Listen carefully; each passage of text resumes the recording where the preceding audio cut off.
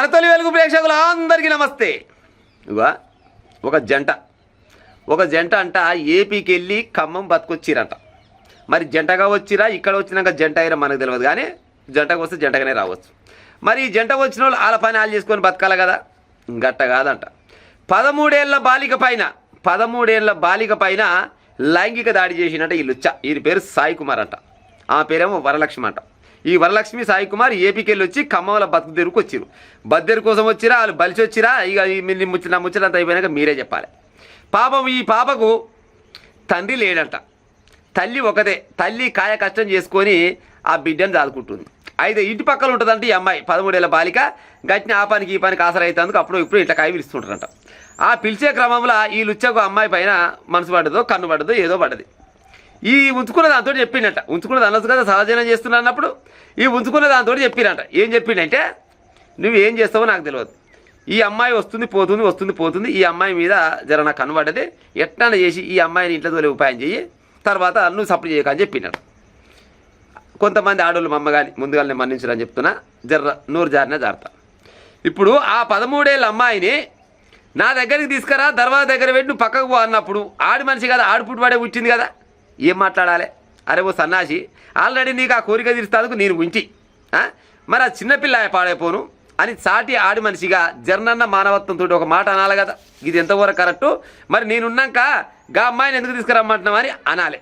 గట్ట అనకపోగా గొర్రె రూపినాడు, చెవి రూపి నీకెందుకురా బాధ, నువ్వన్నీ రెడీ చేసి పెట్టుకో, నేను అమ్మాయిని తీసుకొచ్చి నీ కాడ తోలుతా అని చెప్పిందట ఈ దిగషెడ్డని.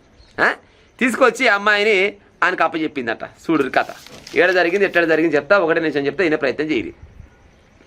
13 బాలిక పైన లైంగిక దాడి, నిందితుడికి సహకరించిన సహజీవనం చేస్తున్న మహిళ, ఈ ఇద్దరు జంట పైన పోక్సో కేసు నమోదు చేసిరంట. ఈ పోక్సో కేసు అంటే నాకు అయితే భలే సిగ్గు అనిపిస్తుంది. మీరు ఏమన్నారు కానీ పాడైపోను. పోక్సో అంటే వాస్తవానికి కొద్ది కాలం ముందల, కొద్ది రోజుల ముందల ఏమనుకున్నారంటే, అమ్మ పోక్సో కేసు అయితే మామూలుగా ఉండదు నాయన, పోక్సో కేసు తెరుగు మాత్రం పోవద్దు అని అనుకునేది. ఇవాళ పోక్సో కేసు అంటే పల్చి పులుసు కంటే పల్చదనం అయిపోయింది, పాడైపోయింది. ఒక్కనికన్నా ఆయమైన శిక్ష పడుతున్నట్టు అసలు భయం భక్తి లేకుండా పోయింది. ఇద్దరి పైన ఉంచుకున్న పైన పోక్సో కేసు నమోదైందట. అభం శుభం తెలియని ఓ బాలికను మచ్చిగా చేసుకున్న ఓ కామాంధుడు తన సహజీవనం చేస్తున్న మహిళ సహకారంతో ఆ బాలిక పైన లైంగిక దాడికి పాల్పడ్డాడు. ఏడ జరిగింది ముచ్చట? ఖమ్మంలో జరిగింది. ఖమ్మంలో జరిగిన ఈ ఘటన కాస్త ఆలస్యంగా వెలుగులోకి వచ్చింది. ఏపీలోని అనకాపల్లికి చెందిన ఎల్లపు సాయి కుమార్ వరలక్ష్మి 2 ఏళ్ల క్రితం ఖమ్మం వచ్చి సహజీవనం చేస్తున్నారు. అంటే ఉంచుకొని ఉన్నారు, సహజీవనం చేస్తున్నారు, ఉంచుకొని ఉన్నారు. కానీ పెయింటింగ్ పనులు చేసే సాయి కుమార్ వరలక్ష్మి తమ ఇంటి సమీపంలో ఉండే 13 బాలికను మచ్చిక చేసుకున్నారు. ఆ బాలికకు తండ్రి లేకపోవడంతో తల్లి కూలి పనులకు వెళ్తూ కూతుర్ని పోషించుకుంటుంది. ఈ క్రమంలో ఈ నెల 1వ తారీఖున ఆ బాలిక తల్లి పనులకు వెళ్ళగా ఇంటి వద్ద బాలిక ఒంటరిగా ఉంది. అదే అదునుగా భావించిన నిందితుడు బాలికకు మాయమాటలు చెప్పి ఇతరుల ద్విచక్ర వాహనంపై విజయవాడకు తీసుకెళ్లారు.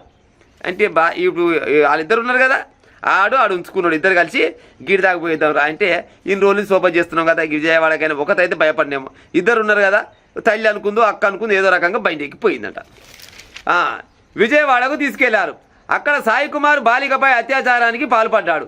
బాలిక తల్లి ఫిర్యాదు మేరకు మిస్సింగ్ కేసు నమోదు చేసిన ఖమ్మం 3 టౌన్ పోలీసులు సీసీ కెమెరాల ఆధారంగా నిందితులను విజయవాడ వైపు వెళ్ళినట్టు గుర్తించారు. అక్కడి పోలీసుల సహాయంతో నిందితులను అదుపులోకి తీసుకొని బాధిత బాలికను ఖమ్మంలోని భరోసా కేంద్రంలో చేర్పించారు. నిందితులపై పోక్సో కేసు నమోదు చేసి సోమవారం కోర్టులో హాజరుపరిచారు. అయిపోయిన 13 బాలిక పైన ఈ పని చేశారు. వీళ్ళని ఏమనాలో చెప్పురిగా, కనీసం ఆడిపుట్టుబడి పుట్టినందుకు ఆ ఉంచుకున్న దానికి, ఆ వరలక్ష్మి అనే దానికి జరనన్న సిగ్గి శరం ఉండాలి. అరే నీకు గదే కోరికలు తీరుస్తాను, గా పని చేస్తాను నన్ను ఉంచుకొని పాడైనవరా, మరి ఆ బుడ్డపిల్లని ఎందుకంటావు బమ్మగాని ఇచ్చిపెట్టు, దానంతా అది వస్తుంది. ఆ చిన్నపిల్ల పాపం అయ్యలేడు అమ్మ లేనట్టే లెక్క, అయ్య అమ్మ ఉన్నా లేనట్టే లెక్క, తండ్రి లేకనే అని చెప్పాలి కదా. గట్ట చెప్పకుండా నీకెందుకురా, నేను తీసుకొని వస్తానే మాయమాట చెప్పి గిడికి పోదాం గాడికి పోదామని గిట్ల పోయి గట్ట మల్దామని బయట మీద ఎక్కించుకొని ఏకంగా విజయవాడకి పోయి విజయవాడలో ఒక రూములో తోలి అక్కడ దాని పైన లైంగిక దాడి చేసినాక ఆ తర్వాత దొరికిపోయారు. గింత అధ్వాన పాడారు. పోక్సో కేసు అంటే ఎవరికైనా భయం ఉన్న అదిలా ఎవ్వరికి భయం లేదు, పాడైపోను. చూస్తూనే ఉన్న రోజు పోక్సో కేసు నమోదైందని పేపర్లో రాని రోజే లేకుండా పాడైపోను. మా అమ్మగానే తెలంగాణ గవర్నమెంట్ జర పోక్సో కేసు అయితే ఎట్లా ఉంటుంది ఏం కథ అనేది జనాలకు జరంత అవగాహన కల్పించే ఉపాయం చేయరి. జర గది పోక్సో కేసు పడితే ఉరి శిక్షలు పడతాయి, లేకపోతే చెప్పుదెబ్బల పాలవుతారు, లేకపోతే 10 గుంతల పొగ పాలవుతారు. ఏదో రకంగా పాడైపోను అదురు బెదురు పెట్టే ఉపాయం చేయాలి. కానీ ఏదో కేసు ఇవాళ పెడితే ఇవాళ పోయి 4 రోజులకు బయటకు వచ్చినాక మళ్ళీ అదే పని చేస్తామంటే నడవదు, పాడైపోను.